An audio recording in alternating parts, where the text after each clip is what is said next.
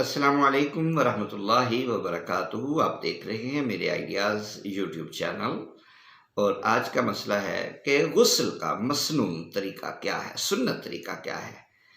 ام المومنین حضرت عائشہ صدیقہ رضی اللہ تعالی عنہا حضور اکرم صلی اللہ علیہ وآلہ وسلم کے غسل کرنے کا طریقہ بیان کرتے ہوئے فرماتی ہیں، حضور نبی اکرم صلی اللہ علیہ وآلہ وسلم جب غسل جنابت کرتے تو پہلے دونوں ہاتھ دھوتے، پھر دائیں ہاتھ سے بائیں ہاتھ پر پانی ڈال کر استنجا کرتے، اس کے بعد مکمل وضو کرتے، پھر پانی لے کر سر پر ڈالتے اور انگلیوں کی مدد سے بالوں کی جڑوں تک پانی پہنچاتے۔ پھر جب دیکھتے کہ سر صاف ہو گیا تو 3 مرتبہ سر پر پانی ڈالتے، پھر تمام بدن پر پانی ڈالتے اور پھر پاؤں دھو لیتے۔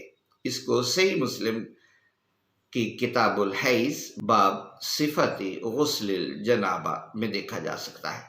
اس حدیث پاک کی روشنی میں غسل کا جو مسنون طریقہ ہمارے سامنے آتا ہے اور مستحب طریقہ جو آتا ہے وہ یہ ہے کہ سب سے پہلے نیت کرے، بسم اللہ سے ابتدا کرے، دونوں ہاتھوں کو کلائیوں تک دھوئے، استنجا کرے، خواہ نجاست لگی ہو یا نجاست نہ لگی ہو، پھر وضو کرے جس طرح نماز کے لیے کیا جاتا ہے۔ اگر ایسی جگہ کھڑا ہے جہاں پانی جمع ہو جاتا ہے تو پاؤں کو آخر میں غسل کے بعد دھوئے، 3 بار پورے جسم پر پانی بہائے۔ پانی بہانے کی ابتدا وہ اپنے سر سے کرے، اس کے بعد دائیں کندھے کی طرف سے پانی بہائے، پھر بائیں کندھے کی طرف پانی بہانے کے بعد پورے بدن پر 3 بار پانی ڈالے۔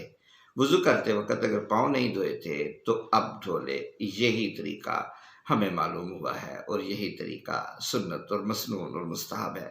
اللہ تعالیٰ سمجھنے کی توفیق عطا فرمائے۔ السلام علیکم ورحمۃ اللہ وبرکاتہ۔